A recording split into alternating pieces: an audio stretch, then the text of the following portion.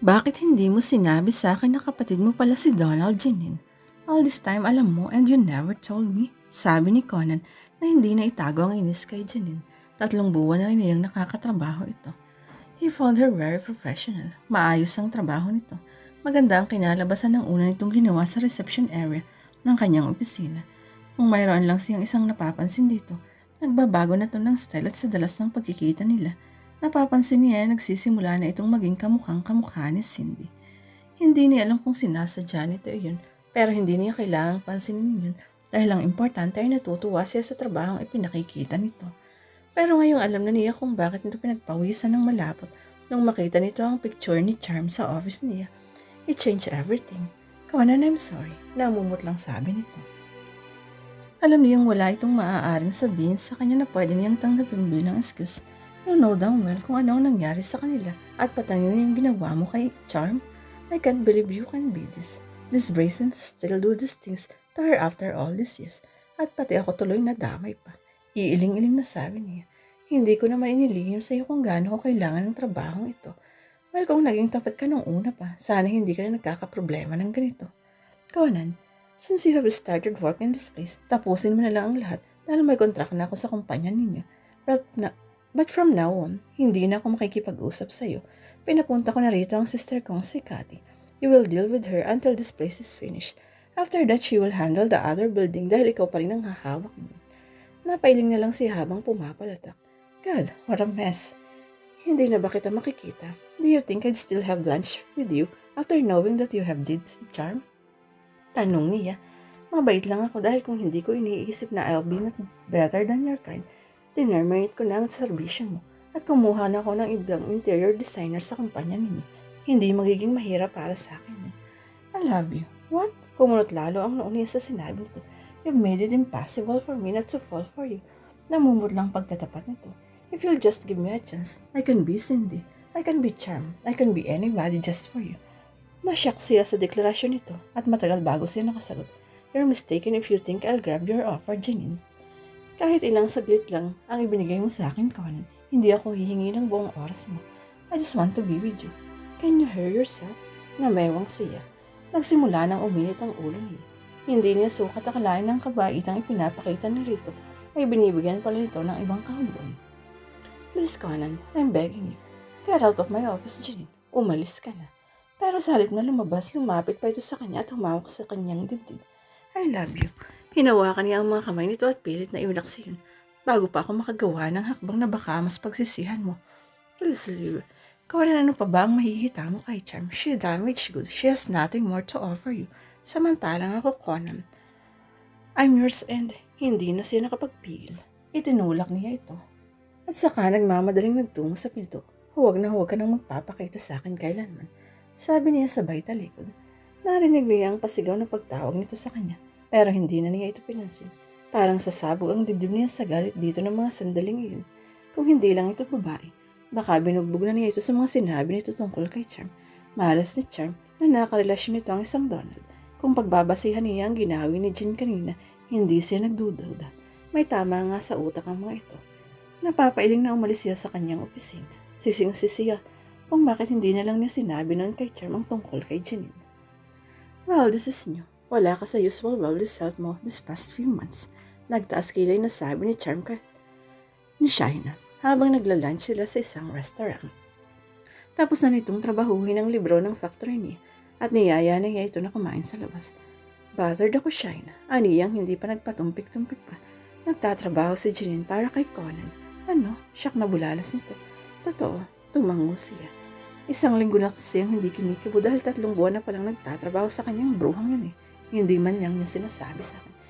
Teka nga, baka hindi naman talaga niya alam na si Janine ay ipinaliwanag niya na nakiusap daw si Janine sa kanya noon. Pumuntong hininga siya. Pero hindi nga raw niya alam na kapatid ni Donald ang gagang yun. Alam ba ni Jan na Janine ang pangalan ng kapatid ng ex mo? Hindi ko maalala kung nabanggit ko. Pero hindi naman namin madalas na pinag-uusapan yun ni Conan. Hindi nga yata alam na Janine ang pangalan ng impactang yun. Well, that explained it. Don't be too hard on him just because he made a mistake. Sa uning beses, lagi nagsisimula ang lahat, diba? Pagkatapos nito, ano ang magiging kasunod? Kung kay Conan mo gagawin ang mga bagay na dapat ay si Donald ang nakatikim noon, then you're being unfair to Conan. If he has made you so happy all these months you've been together, then he deserves your trust. Hindi perfecto si Conan, Charm. Tao rin siya at nagkakamali. Kung gaya nga na ikinuwento mo na nakiusap si Janine at hindi niya alam kung sino ito noon, I don't see any reason why he has to suffer for being a kind person that he is. Napakagat-labis siya sa sinabi nito. Tama ito. Hindi si Conan ang dapat sumalo ng kasalanan na Donald at Janine sa kanya. Dahil sa nangyari, nag-away silang dalawa at hindi nagkibuan ng umuwi. Hindi na niya ito pinansin. Nang tawagan siya nito nung nasa Tacloban siya, hindi niya sinagot ang tawag. Talagang ipinaramdam niyang galit siya rito. Masama ang loob niya pero hindi rin tama na basta na lang niya isisi kay Conan ang lahat. In the first place, hindi nito kilala ang mga tao sa kanyang nakaraan dahil sila rin mismo nagsasabi na ayaw na niyang maalala ang visit na yun. Mali nga yata ako, Shaina. Hinusgahan ko siya agad without the benefit of the doubt. Talaga. Sa tingin mo, anong dapat kong gawin? Kaya makipagbati ka sa jowa mo at ayusin mo ang relasyon niyo. Baka hindi mo napapansin magkahawig sina Cindy at Janine. Baka mamaya inaagaw na sa iyo ng bruhang yun si Conan nang hindi niyo kapwa namamalayan. Alam mo naman ang lahi ng magkapatid na yun. May lahing jablo. Magkamukha? Napakurap siya. Ay nako ha, huwag mong sabihin hindi mo napansin. Hindi ko tinignan si Janine nung magkita kami noon. Hindi mo naaalala ang mukha ng bruhang yun noon. Pinipilit nga kitang salimutan, diba? Saka isang beses ko lang nakita ang litrato ni Cindy. Well, kung hindi mo nakita ang pagkakahawig nila, ako napansin ko. At baka ayun ang kinakapitan ni Janine ngayon. Mataman siyang tinitigan ito. If not for anything else, you deserve to be happy, Charm. Mabait kang tao at naging biktima ka ng isang pangyayaring hindi mo rin gusto. Ngayon kung dumating ang lalaking tulad ni Conan sa buhay mo at handang baguhin ang lahat para sa iyo, dahil sa pag-ibig huwag mong hayaang mawala pa siya sa iyo dahil lang kinakain ka pa rin ng nangyayari na at hindi na ibabalik pa. Tinignan niya ito. Maya-maya ay napangiti siya. Iyan ang gusto ko sa Shine. Hindi lang sa tiyan na pupunta ang kinakain mo. Umaakit talaga sa utak. I won't be happily married for 4 years kung puro puso ko lang pinaiiral ko, Charm. Ngumiti ito at ipinagpatuloy ng pagkain. Kumaan ang pakiramdam niya sa sinabi ng pinsan. Alam na niyang madaling sabihin na nakapag-move on na siya. Pero ngayong araw ng true test kung gaano niya tanggap ang kanyang nakaraan, sigurado siya ngayon mapapatunayan sa sarili na talagang tapos na yun at handa na siya sa kanyang future kasama si Conan. Kailangan na niyang harapin ang kanyang dapat harapin. Pasado 9 na ng gabi nang pumunta si Charm sa bahay ni Conan ng araw din yan. Nakita niyang nakapark ang sasakyan nito. Kilala naman siya ng mga kasambahay nito kaya nakapasok siya ng hindi malalaman ni Conan. Walang tao sa kabuuan ng malaking bahay. Alam niyang nasa library ito kaya ay nasa mini theater nito. Pumunta muna siya sa library pero wala ito ron. Malayo pa siya sa isang silid ay naririnig na niya ang ingay nagmumula sa loob. Binuksan niya yun at saka sumilip. Tulog si Conan sa isang couch sa loob ng air-conditioned room. Nawala ang kanyang ngiti nang makikitang hindi ito nag-iisa roon. Nakaupo si Janine sa gitna ng nakabukang mga hita ni Conan. Nakahilig pa roon ang talipandas at may ngiti pa sa mga labi habang nahihimbing din. Umakyat ang dugo sa ulo niya sa inabutang tagpo. Kumirot ang kanyang dibdib at nilalamig ang kamay. Kulang na lang ay humatiin siya sa pagkabila.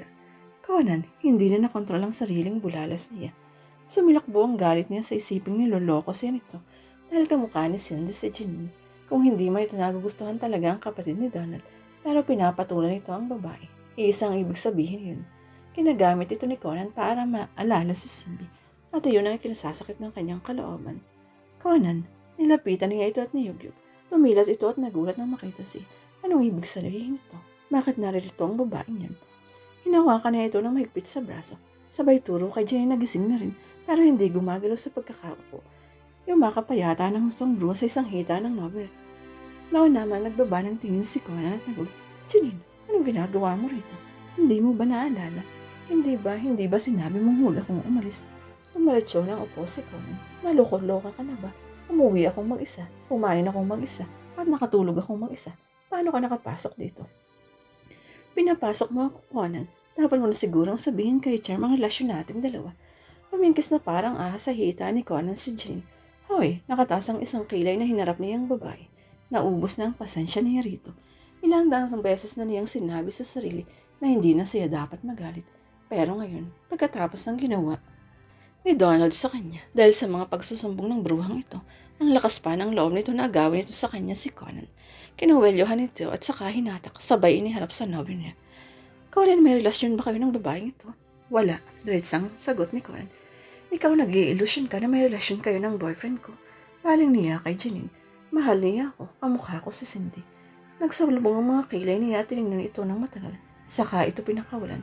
Umurong siya palayo sa dalawa. Hindi si Janine ang kalaban niya sa pagkakataong iyon. Ang multo ni Cindy ang gumugulit na sa pakanila ni Conan. Tumalikod siya at nanlalambot na lumabas ng silid. Charm! Charm! Hinabol siya ng tinig ni Conan pero hindi siya huminto. Nakasakay na siya sa kotse niya nang makalabas ito. Nasa likod pa rin ito si Janine. Palabas na siya sa bakuran ng bahay nito ng mga sandaling iyon. Hindi na siya lumingon at tuluyan ang lumayo roon. Malalim na ang gabi pero nakasubsob pa rin si Charm sa trabaho. Sa nakaraang 3 linggo mula nang puntahan niya si Conan sa bahay nito at nakita niyang naroon si Janine. Maraming beses na siyang tinawagan ng binata pero sinadya niyang huwag itong kausapin. Hindi niya alam kung ano talaga ang nangyayari roon. Basta masama ang loob niya. Kahit pa ilang lemong beses niyang sabihin sa sarili na hindi papatulan ni Conan si Janine, umuukil-kil pa rin sa kanyang isip na kamukha ni Janine si Cindy. At malaking factor niyon kung hindi pa nakakalimutan ni Conan ang napayapang nobya nito. Taon din ang binilang ng relasyon ng dalawa bago namatay si Cindy at mas matagal pang nanatiling sarado ang puso ng lalaki para sa ibang babae dahil hindi nito kayang humanap ng kapalit ni Cindy. Kung siya nga talagang babaeng papalit si Cindy sa puso nito, would he still feel that way about her kung nauna nitong nakilala si Janine? Pagkatapos niyang mamalagi ng 1 linggo sa bahay ng lola niya at pagkatapos niyang pagtaguan si Conan ng ilang beses, nagpaalam siya sa lola niya sa Tacloban muna siya tutuloy kahit 1 buwan lang para masikaso niya ng gusto ng kanyang mga prospective clients. Pumayag naman ito at hindi na nag-ulirat pa. Sa isang fully furnished apartment siya tumira. Halos mag-iisang buwan at kalahati na siyang hindi tinatawagan ni Conan. Hindi rin daw ito napapadaan sa kanilang bahay. Naubos na marahil ang pasensya nito sa kanya kaya tumigil na. Umuntong hininga siya. Namimiss niya ito ngayon pero palagi siyang napapaurong kapag naiisip niyang nakapagitan pa rin si Cindy sa relasyon nila. At natural masakit pa rin sa kalooban niya na makitang may kasama itong ibang babae sa mismong tahanan nito. Pagod na tinigilan niya ang pagtatrabaho at saka minasahe ang balikat kapag kuwanay narinig niya ang sunod-sunod na katok sa pinto ng kanyang apartment. Ninervyos agad siya nang hindi huminto ang pagkatok. Maingat siyang lumapit sa pinto at sinilip sa peephole kung sino ang kanyang mahiwagang bisita. Charm, buksan mo itong pinto. Alam kong nasa pintuan ka na. Si Conan ang nasa labas. Napatras siya at tinitigan ang pinto. Paano ito nalaman na naroon siya? Charm, buksan mo to. Mataas na ang boses na sabi nito. Napilitan siyang pagbuksan ito ng pinto sa takot na baka lalo pang mag-ingay ito. Pumasok ito sa loob. Tumayo ito sa gitna ng sala at hinarap siya. Mahal mo ba ako? Nagulat siya sa tanong nito. Hindi ba't ako dapat ang magtanong niya sa iyo? Hindi tayo makakarating sa puntong ito kung hindi kita mahal, Charm. Ako ang sagutin mo. Mahal mo ba ako? Oo, mahal kita. Mahal na mahal. Pero masakit sa akin ang malamang niloloko mo ako dahil sa isang babaeng kamukha ng dati mong nobya. Diretsong sagot niya. Hindi kita niloloko. Hindi mo ko niloloko samantalang nasa kwarto mo si Janine at kasama mo. 1 beses ko na lang itong sasabihin, Charm. Hindi ko alam na naroon si Janine. Nang tanungin ko ang makatulong sa bahay, sinabi raw ni Janine na may appointment siya sa akin at hinihintay ko siya. Pinapasok siya ng mga katulong dahil kilala na rin siya at ilang beses nang nakarating sa bahay ko. Nasaktan siya sa narinig. Kita mo na, ilang beses nang nakarating sa bahay mong babaeng yun ang hindi ko alam. Bakit hindi mo siya papuntahin sa bahay ko? Siya ang interior designer ng opisina ko at ang building na ipinatatayo namin. Professional kami sa isa't isa at kung hindi mo pa sinabi sa akin kung sino siya, bahala ko na lang ipa-interior design ng bahay ko sa kanya. Magaling ang mga trabaho niya, pero nakita kong ugali niya. Huwag na lang. Bakit hindi mo sinabi sa akin na kilala mo siya? Nakiusap siya nung una kaming magkakilala. Nakita niya ang picture mo sa mesa ko at napuna ko nga na pinagpawisan siya ng malapit. Sinabi niya na kung pwede raw ko na lang banggitin na siya ang interior designer na ipinadala ng kumpanya nila dahil hindi raw mabuti ang naging pagtatapos niya noon dahil mukha naman kasing edad mo siya. Akala ko ay classmate mo sa college o kakilala mo kung saan. Hindi ko talaga naisip na sa iyo yung kapatid ni Donald na kinukwento mo. Hindi ko alam kung nabanggit mo ang pangalan niyan, pero kung nasabi mo hindi ko inaalala. Hindi rin naman kasi ako interesado dahil yung trabaho lang niyan tinitingnan ko. Nang makiusap siya sa iyo, pumayag ka ba dahil kamukha niya si Cindy? Hindi napigilang tanong niya. Alam mo, may issue ka kay Cindy na kamukha ni Jean. Hindi ko siya kinuha dahil kamukha niya yung tao. Nakita mo naman na maganda na ang reception area ng opisina ko, diba? Pero kung una mo ba siyang nakilala, ako pa rin ang iibigin mo. Tinitigan si nito. Maya-maya ay sumilay ang ngiti sa mga labi nito. Sweetheart, to tell you frankly, hindi si Jeanine ang kauna-unahang babaeng umakit sa akin dahil ay nakala nilang malaking factor na kamukha nila si Cindy. Marami sila, pero hindi effective yung ganung taktik sa akin. Hindi siya kumibo, sa halip ay hinintay niyang ipagpatuloy nito ang pagpapaliwanag nito. Ganito kasi yon. When I fell in love with Cindy, hindi lang ang physical na katangian ang minahal ko. Naniwala ako na minahal ko siya dahil ng mga panahong iyon, nakikita ko sa niya ang mga qualities ng isang babae na gusto ko noon. Sa pagdaan ng panahon, nagkaroon ako ng mas concrete na idea kung ano ang gusto ko. Pero nang makilala kita, hindi na naging mahalaga kung ano ang iniisip kong ideal para sa akin. Ang mahalaga ay masaya ako sa iyo. Kaya yung pagkakahawig ni Janine kay Cindy, walang epekto yun. Hindi ko na mabilang ang kahawig ni Cindy na nagpa-charming sa akin. Pero nasaan ba ako ngayon? Mahal mo pa ba siya? Umiling ito. Minsan ko siyang minahal, iyon lang yun. Kahit nang ala-ala niya, umiling ito sabay ngiti. Kung magpapayakap ka sa akin, may sasabihin ako sa iyo na isang big secret na nalaman ko tungkol kay Cindy. Pag hindi, umiling ito. Ikaw ang may kasalanan sa atin, bakit akong lalapit at iyayakap? Dahil ikaw ang walang ginawa kundi mag-jump to conclusion. Napakagat-labi siya sa sinabi nito. Pero naintriga siya sa sinasabi nitong big secret tungkol kay Cindy. Lumapit nga siya rito at niyakap ito. Ano yun? May big secret ako tungkol kay Cindy. Ano nga yun? Ayun na. Diba sinabi ko sa iyo na may big secret ako kay Cindy? Niloloko mo ako. Atras sana siya pero nakabig na si nito at niyakap ng mahigpit. Charm, you're driving me crazy. I miss you so much. Bakit mo yan ngayon lang ako pinuntahan? Hindi kita matagpuan. Pinagtataguan mo ko. Kung talagang hinanap mo ko, humilig siya sa balikat nito. Pumikit siya at dinama ang katawan nito. Kaya nga naririto na ako eh. Bagya siyang layo nito para mahalikan siya sa mga labi. Hindi na niya napigil ang pagyakap din dito. Matagal bago siya pinakawalan nito. Hanggang sa tuluyan na siyang binuhat nito at nila sa kwartong nakabukas ang pinto. Maingat na ibinabasa nito sa kama at saka siya tinabihan. Hinalikan siya nito at pinagala ang mga kamay sa kanyang katawan. Bago tuluyang magpatalo sa malakas na damdaming binubuhay nito sa kanya, naalala niya ang sinasabi nito tungkol kay Cindy. Ano nga kasi yung big secret? Kay Cindy, kailangan pa ba yun? Para sa ikatatahimik ng kalooban ko. Nagkakilala kami ng tunay na boyfriend ni Cindy nang bumisita ako sa puntod niya at aksidenteng nagkita kami roon. Ikinuwento nito sa kanya ang nangyari at si Neil mismo ang nagsabi sa akin na siya ang ama ng dinadala ni Cindy. Natahimik siya habang hinihimas nito ang kanyang braso. All those years, hindi na rin iyon nasayang. Nakilala kita sa tamang panahon. Umiti siya sa sinabi nito. Nagpunta ako sa puntod niya noon para sabihin sa kanya na may iba na akong minamahal. Nagpapaalam na ako at ang nangyaring iyon kay Neil, it was probably God's way of finally releasing me from here. And you felt betrayed at first, then relieved afterwards. Naalala mo yung araw na pinuntahan kita sa bahay ninyo na ang saya-saya ko, tapos sinimula na kitang ligawan. I remember, ang tagal na nun. Yes, kaya nga yung issue mo kay Janine, don't bother to think about it again. Hinalikan siya nito ulit sa mga labi. Ano na ang nangyari dun? Sinundo ng kapatid niya dahil ayaw umalis sa bahay ko. Napailang ito. Noong una hindi ko matik na papuntahin si Donald sa bahay ko. Pero noong nagwawala na si Janine at ayaw umuwi, napilitan akong tawagan ng kapatid niya na may numero sa cellphone. Mia, sinabi ko na kapag hindi nila sinundo si Janine, ipapapulis ko na siya. Gagawin mo yun. Hindi ko ba gagawin yun kung sinasabi na niyang doon na siya titira dahil iniwan mo na raw ako at siya na ang bago kong girlfriend? Pinigil niyang mapahagalpak ng tawa. Inaway nakakaawa siya. Ilang beses na raw kasi siyang naloko ng mga boyfriend niya. Kaya nang pakitaan ko siya ng kabaitan, ang inakala niya ay dahil iyon sa kamukha niya si Cindy at iniisip niyang interesado ako sa kanya. Akala niya tuloy may gusto ko sa kanya. Anyway, habang hinihintay namin ang kapatid niya, nag-iiyak siya at nagkwento ng nagkwento. Siyempre ikaw ang masama sa kwento niya, pero kapag pinakinggan mo, ayokong bigyan ng mali siya. Pero sa tingin ko may gusto siya sa sarili niyang kapatid.